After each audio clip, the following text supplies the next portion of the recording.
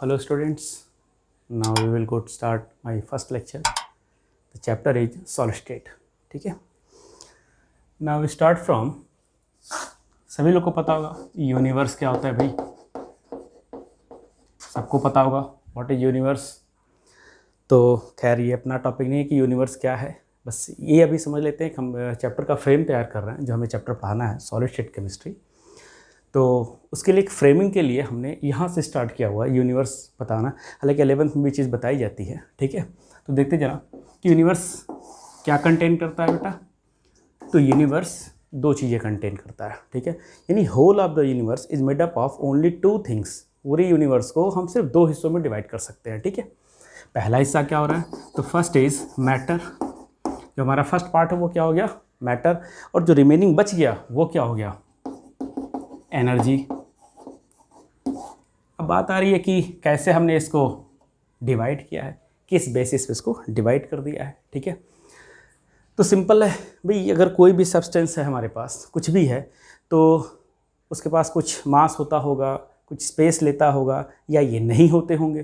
तो इन्हीं बेसिस पे हमने डिवाइड कर दिया किसी भी सब्सटेंस को. ठीक है, यूनिवर्स के पूरे जितने भी यूनिवर्स में जो कुछ भी है उसको दो पार्ट में डिवाइड किया, मैटर में और एनर्जी में. ठीक है, मैटर वेल नोन है आप लोग, क्या होता है, occupy space and having mass. तो स्पेस लेता हो, ठीक है, स्पेस लेता हो और मास रखता हो. अब ऐसा नहीं होगा कि केवल स्पेस ले मास ना लेता हो, या केवल मास होता हो स्पेस ना लेता हो, ऐसी पॉसिबिलिटी नहीं है. ठीक है, अगर कोई भी चीज़ है, कोई सब्सटेंस है, वो स्पेस ले रहा है तो उसके पास मास भी होगा. क्लियर. और अगर मास है तो स्पेस भी लेगा. तो जो कुछ भी ऐसे सब्सटेंस हो सके उन्हें हमने क्या कह दिया, मैटर कह दिया उसको. ठीक है, अब मैटर के दो पार्ट हो गए. क्लियर, मैटर के दो पार्ट हो गए.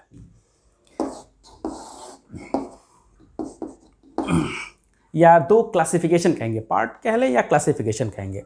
First is physical classification, physical classification, and second is chemical classification.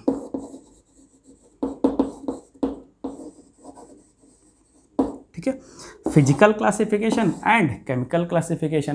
बेटा फिजिकल क्लासिफिकेशन को ही हम क्या कहते हैं, कहते हैं स्टेट्स ऑफ मैटर. और केमिकल क्लासिफिकेशन को क्या कहते हैं, इसी को हम कहते हैं types of matter. Clear, type of matter. तो स्टेट ऑफ मैटर और type of matter different thing है. जैसे हम लोग से जनरली पूछा जाता है कि हमने टाइप्स ऑफ मैटर, मैटर कितने टाइप के होते हैं, तो हम लोग फट से बोलते हैं 3 टाइप, सॉलिड लिक्विड गैस. गलत बात है, ये मैटर के टाइप नहीं है, ये तो मैटर के टाइप नहीं, ये तो मैटर के स्टेट्स हैं, कंडीशंस हैं. कंडीशन का मतलब क्या हो गया, सपोज करिए वाटर है हमारे पास. ठीक है, मान लिया वाटर है, ठीक है, H2O. अगर इसको हमने फ्रीज कर दिया, आइस बन गया, तो ये तो सॉलिड हो गया ना, आइस तो सॉलिड हो गया. हम इसको मेल्ट करा दें, वाटर बना दें, तब भी तो फॉर्मूला H2O ही रहेगा. ठीक है, अगर हम इसको गैस बना दें, वेपर बना दें, ठीक है, तब भी तो फॉर्मूला H2O ही रहेगा. तो मैटर तो एक ही रहा ना, स्टेट अलग अलग हो गई, एक सॉलिड हो गया, एक लिक्विड हो गया, एक गैस हो गया. तो ये टाइप्स थोड़ी ना हुई. ठीक है, ये टाइप्स नहीं कहलाती, ये स्टेट्स हैं, कंडीशन. ठीक है, अगर कोई बच्चा है पढ़ रहा है तो वो स्टूडेंट है, नहीं पढ़ रहा है मूवी देख रहा है तो ऐसा थोड़ी नहीं कि वो लोफर हो गया, ऐसा कुछ हो गया, ऐसा कुछ भी नहीं है. ठीक है वही कंडीशंस अलग है. कभी वो सो रहा है, कभी वो पढ़ रहा है, कभी वो कुछ और कर रहा है, गेम्स खेल रहा है. ठीक है, तो ये हो गई स्टेट्स ऑफ मैटर. कितने स्टेट्स होते बेटा मैटर के, कितने स्टेट्स होते हैं मैटर के, सॉलिड लिक्विड गैस नहीं, 2 स्टेट्स. कौन कौन से, तो first is solid, first is solid and second is fluid.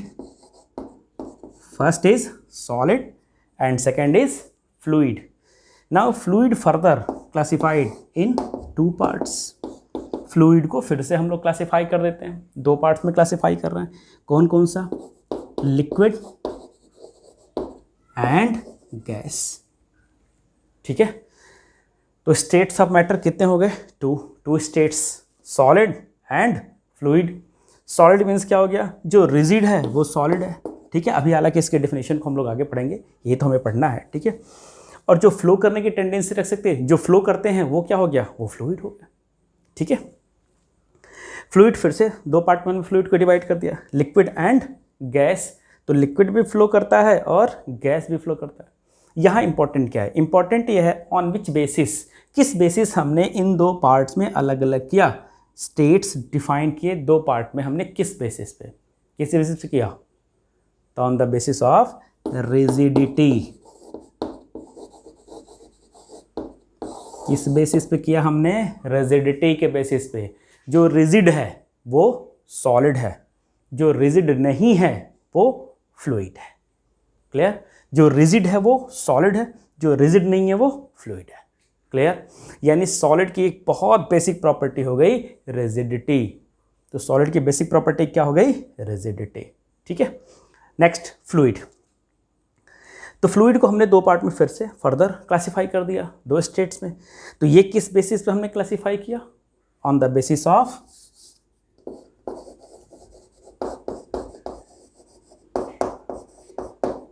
Compressibility, on the basis of compressibility. जो कंप्रेसिबल है वो गैस है, जो कंप्रेसिबल नहीं है वो लिक्विड है, ठीक है। जो कंप्रेसिबल है वो गैस है, जो कंप्रेसिबल नहीं है वो लिक्विड है। अब सोचते हैं कि सर हम लोग तो पढ़े थे कि लिक्विड भी कंप्रेसिबल होता है, पर ऐसा नहीं है, लिक्विड कंप्रेसिबल नहीं होता। क्यों नहीं होता भाई, फ्लूइड मैकेनिज्म हमने पढ़ा है। ऑटोमोबाइल्स हैं, गाड़ियां हैं, 4 व्हीलर्स हैं, कई सारे 2 व्हीलर्स भी हैं, उसमें ब्रेक के लिए ब्रेक ऑयल यूज़ होता है, ठीक है। अब सपोज करिए कि अगर लिक्विड कंप्रेसिबल होता, ठीक है, अगर लिक्विड कंप्रेसिबल होता तो जैसे ही हम ब्रेक लगाते तो लिक्विड क्या होता, अंदर का कॉन्ट्रैक्ट कर जाता, ठीक है। तो ब्रेक कैसे काम करते, उसमें होता क्या है, जो व्हील है, ठीक है, व्हील के अंदर स्पेस रहेगा जहाँ बुश लगे रहते हैं, ब्रेक शू जिसे कहते हैं, ठीक है। तो दोनों ब्रेक शू लगे, यहाँ लिक्विड अंदर, लिक्विड का एरिया होता है, यहाँ लिक्विड भरा रहेगा। जब ब्रेक पंप करते हैं तो लिक्विड पे फोर्स पड़ा, लिक्विड अंदर जाके यहाँ एक्सपेंड करती है और ब्रेक शू क्या होते हैं, पहिए से चिपक जाते हैं, तो ब्रेक काम करता है, ठीक है। अब सपोज करिए कि अगर कंप्रेसिबल होता, हमने ब्रेक लगाया और कंप्रेसिबल हो गया, लिक्विड खुद ही कंप्रेस कर जाता, तो क्या ब्रेक काम करता, तो फिर तो बहुत सारे हाइड्रोलिक मशीन्स हैं तो एक भी नहीं काम करते। हाँ, ये ज़रूर है कि अगर बहुत डाइल्यूट है कोई लिक्विड, ठीक है, तो वो हो सकता है कंप्रेसिबल हो। बहुत डाइल्यूट है तो very dilute solutions behaves as gas. Clear, तो डाइल्यूशन लॉ होता है ये, ठीक है। तो गैस की तरह जो बहुत डाइल्यूट सॉल्यूशन होते हैं वो गैस की तरह बिहेव करते हैं, ठीक है। ये हम लोग सॉल्यूशन वाले चैप्टर में देखे भी होंगे, ठीक है। तो इतना में कोई दिक्कत है बेटा समझने में, ठीक है। तो लिक्विड क्या है, कंप्रेसिबल नहीं है, ठीक है, और गैस क्या हो गया, कंप्रेसिबल। तो यहाँ कंप्रेसिबिलिटी के बेस पे हमने इसको क्लासीफाई कर दिया, कोई दिक्कत, ठीक है। अब ये इतना जो पोर्शंस है, ये वाला, ये जो पोर्शन है, ठीक है, यानी जो फ्लूइड है, ये फ्लूइड हम लोग क्लास 11 में पढ़ चुके हैं। इसको गैसेस स्टेट था, उसी में लिक्विड स्टेट भी था, तो ये तो हम लोग 11 में पढ़ चुके हैं। अब हमको क्या स्टार्ट करना है, 12th में हमारा चैप्टर है सॉलिड, ठीक है। अच्छा, जो केमिकल क्लासिफिकेशन, बेटा केमिकल क्लासिफिकेशन भी तो आप लोग पढ़े ही होंगे, केमिकल क्लासिफिकेशन, ठीक है। तो अगर केमिकल क्लासिफिकेशन करें या टाइप ऑफ मैटर बोलें तो मैटर कितने टाइप का होता है, मैटर कितने टाइप का हुआ, 2 टाइप्स। कौन कौन से, एक को हम कहते हैं प्योर सब्सटेंसेस, याद आया होगा आप, और एक को हम क्या बोलेंगे, इम्प्योर सब्सटेंसेस, ठीक है। तो इम्प्योर को ही हम लोग क्या बोलते थे, मिक्सचर बोला करते थे। इसको क्या बोलते थे हम लोग, मिक्सचर कहा करते थे, ठीक है। अब प्योर सब्सटेंसेस कितने टाइप के होते हैं, तो प्योर को हम लोगों ने क्या किया हुआ है, फर्दर क्लासीफाई करेंगे, ठीक है। प्योर को, तो प्योर सब्सटेंसेस, तो प्योर वाले कितने हो गए,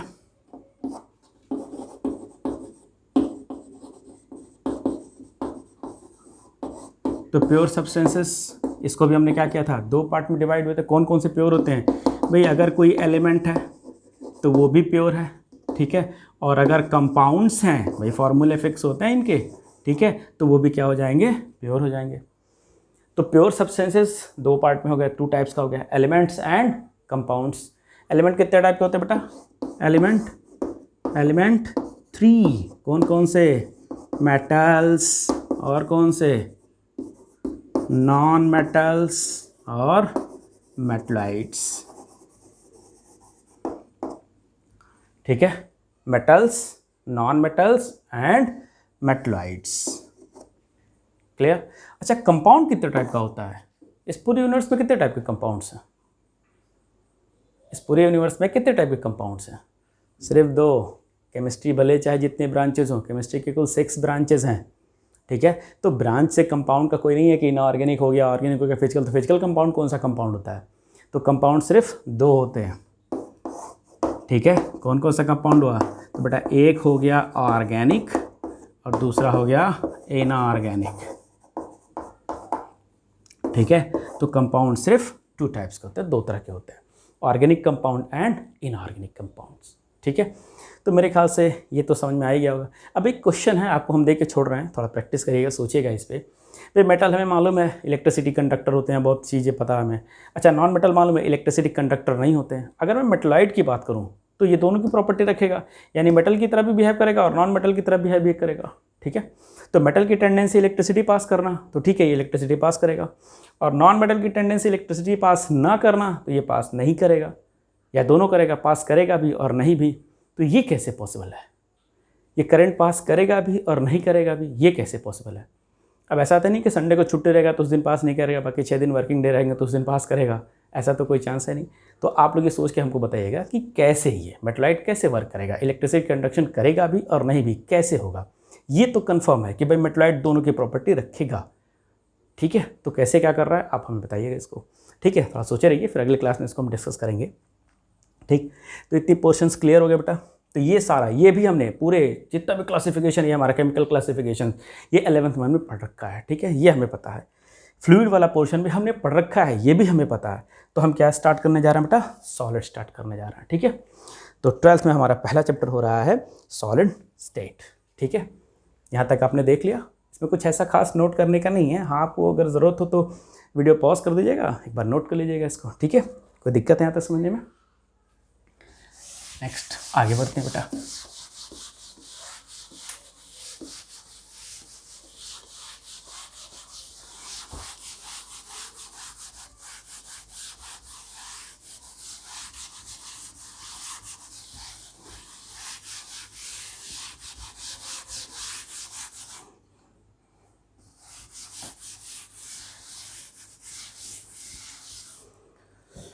तो सबसे पहले हम लोग शुरू कर रहे हैं बेटा सॉलिड स्टेट केमिस्ट्री। इसी सॉलिड स्टेट केमिस्ट्री का एक दूसरा नाम है, इसे और भी एक नाम देते हैं, कहते हैं मटेरियल केमिस्ट्री। ठीक है, तो सॉलिड स्टेट केमिस्ट्री का एक दूसरा नाम हो गया मटेरियल केमिस्ट्री। ठीक है, तो मटेरियल जानते हैं क्या होता है? मटेरियल क्या होता है? बहुत बार सुना है, सब्सटेंस, मटेरियल, मैटर, बहुत कुछ सुना है। तो मैटर तो हमने डिफाइन कर लिया, स्पेस रखता है और वॉल्यूम रख रहा है या मास रख रहा है, तो उसे हमने मैटर कह दिया। मटेरियल किसे कहते हैं? मटेरियल तो सुना होगा, बिल्डिंग मटेरियल। ठीक है, या ये भी सुनते हैं कि आज मौसम बड़ा अच्छा है, ज़रा मटेरियल लाओ कुछ बने होने। तो मटेरियल का यहाँ क्या सेंस है? मटेरियल क्या हो गया? जब किसी पर्टिकुलर पर्पस के लिए कुछ सब्सटेंसेस का यूज़ किया जाता है तो उसे हम मटेरियल कहते हैं। जब हम पर्टिकुलर पर्पस के लिए, ठीक है, कुछ सब्सटेंसेस का, कुछ मैटर्स का यूज़ करते हैं तो उन्हें हम मटेरियल कहते हैं। जैसे घर बनाने के लिए सीमेंट चाहिए होता है, सैंड चाहिए होता है, आयरन रॉड चाहिए होता है, कंक्रीट्स चाहिए होते हैं, तो इनको सबको मिला के हम कहते हैं बिल्डिंग मटेरियल, बिल्डिंग बनाने के लिए जो मटेरियल यूज़ हो। ठीक है, इसी तरह से मान लीजिए कुछ आपके अपने पसंदीदा डिश बना रहे हो, पनीर बना रहे हैं या चिकन ही बना रहे हैं मान लीजिए, ठीक है, कुछ भी ऐसा प्रिपरेशन कर रहे हैं, तो उसके लिए जो भी चीज़ें रिक्वायरमेंट होती हैं, ठीक है, वो कहते हैं मटेरियल। भाई मटेरियल आया कि नहीं आया, ठीक है, तो उसके लिए चाहे मसाले हों, जो भी स्पाइसेस वगैरह सब कुछ ये मिला के मटेरियल कहलाते हैं। क्लियर? तो मटेरियल क्या हो गया? जब किसी पर्टिकुलर पर्पस के लिए कुछ मैटर्स का यूज़ करते हैं तो उसे हम मटेरियल कहते हैं। ठीक है, तो सेम वही चीज़ मटेरियल हो गया ये। क्लियर? ठीक है, तो मटेरियल जनरली क्या हो जाएगा? सॉलिड। इसमें हमको सॉलिड के लिए बात करनी है। अच्छा, सॉलिड स्टेट केमिस्ट्री अब बता रहा है कि सॉलिड स्टेट, ठीक है, तो सॉलिड क्या होता है? तो हम लोग पढ़े हैं, फिर बात कर रहे हैं एक बार 11th की है क्या, छोटे क्लास से भी चीज़ पढ़ते आ रहे हैं कि सॉलिड क्या चीज़ होती है। तो सॉलिड क्या होता है? तो इनका फिक्स शेप होता है। पहली बात तो थोड़ा सा देख लेते हैं कि सॉलिड का क्या हो गया। तो बेटा इसका क्या हो जाता है, फिक्स्ड शेप होता है, ठीक है, और सॉलिड क्या होता है, फिक्स्ड वॉल्यूम होता है। ये दो चीज़ हमने पढ़ रखा है कि इनका शेप और वॉल्यूम दोनों फिक्स होता है। तो मान लीजिए कि हमने चौक लिया हुआ ये, ठीक है, तो फिक्स शेप है इसका। अच्छा, अगर हमने इसको तोड़ दिया तब तो शेप फिक्स नहीं रह गया, तो ये सॉलिड है कि नहीं है? सिंपल हमने पूछा है, ये चौक है, ठीक है, इसको हमने ब्रेक कर दिया तो शेप चेंज हुआ कि नहीं हुआ? या लिख रहे हैं तो इसका शेप चेंज हो रहा है कि नहीं हो रहा है? तो शेप तो चेंज हो रहा है, ठीक है। तो क्या ये सॉलिड है? इसमें कहा है शेप फिक्स होनी चाहिए भाई, शेप चेंज नहीं होना चाहिए। तो आपका ये होमवर्क है, ठीक है, वर्क करिएगा। नेक्स्ट क्लास में इस पर डिस्कस करेंगे कि फिक्स शेप कैसे है, टूटने के बाद भी फिक्स कैसे है। फिक्स तो है ये भाई, टूटा फिर नहीं या तो, ठीक है। तो इस पर थोड़ा ध्यान दीजिएगा, अगले क्लास में इसको हम बताएंगे कैसे है, ठीक है। तो ये तो हो गया सॉलिड, ठीक। अब इसके डेफिनेशन की बात कर रहे हैं कि सॉलिड स्टेट केमिस्ट्री है क्या, ठीक है। तो किसी भी मैटर के, ठीक है, किसी भी मैटर के, या मैटर कहना तो मतलब मैटर में तो सब आ जाएगा, सॉलिड लिक्विड गैस सब आ जाएगा। हम सिंपल बात करें कि सॉलिड फेज मैटर जो है, ठीक है, solid phase materials, in solid phase material के तीन चीज़ों की स्टडी क्या कहलाएगी? सॉलिड स्टेट केमिस्ट्री या मटेरियल केमिस्ट्री कहलाएगी। किसकी? सॉलिड फेज मटेरियल्स की। कौन सी तीन चीज़ की स्टडी? तो इनकी तो कौन सी चीज़? सबसे पहली स्ट्रक्चर, दूसरा क्या हो जाएगा? प्रॉपर्टीज़, और तीसरा क्या हो जाएगा? सिंथेसिस। सिंथेसिस कहिए या प्रिपरेशन कहिए, ठीक है। तो सिंपल कर सकते हैं कि study of structure, properties and preparation या synthesis of solid phase materials are called solid state chemistry और मटेरियल केमिस्ट्री। क्लियर? फिर से समझिए, the study of structure, properties and preparation of solid phase materials, ठीक है, क्या कहलाएगा ये? सॉलिड स्टेट केमिस्ट्री या मटेरियल केमिस्ट्री, ठीक है। तो सबसे पहला पॉइंट तो हमारा ये हो गया, ठीक है। अब सेकंड पॉइंट देखते हैं जरा, जो कैरेक्टर्स होंगे, कैरेक्टर्स ऑफ सॉलिड। अब बेटा यहाँ कैरेक्टर्स का सीधा मतलब हम प्रॉपर्टीज से भी ले सकते हैं, ठीक है। कैरेक्टर्स का सीधा मतलब हम यहाँ पे प्रॉपर्टीज से भी ले सकते हैं। क्यों? यहाँ थोड़ा सा इसलिए हमने ऐसा क्यों कहा है, जरा नेक्स्ट हमारा जो टॉपिक हम डिस्कस करने वाले हैं वो है कैरेक्टरिस्टिक्स ऑफ सॉलिड। तो बेटा ये बड़ा कंफ्यूजन देने वाला है, ये डिफरेंट चीज़ हो गई, ये डिफरेंट चीज़ हो गई। जैसे कैरेक्टर्स ऑफ सॉलिड क्या है बेटा? सॉलिड के तीन कैरेक्टर होते हैं, एक होता है रिजिडिटी, ठीक है, अभी डिस्कस किया हमने रिजिडिटी क्या चीज़ है, ठीक है।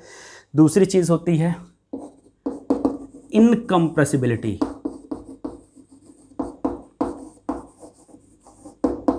ठीक है, दूसरी चीज़ क्या हो गई? इनकम्प्रेसिबिलिटी। और तीसरा हो गया थर्ड, जो मैकेनिकल, क्या हमने कह दिया? जो मैकेनिकल स्ट्रेंथ, मैकेनिकल स्ट्रेंथ। तो सॉलिड के तीन कैरेक्टर्स हो गए, एक हो गया रेजिडिटी, सॉलिड जो होंगे वो क्या होंगे? रेजिड होते हैं, ये इनकी प्रॉपर्टी है, ठीक है।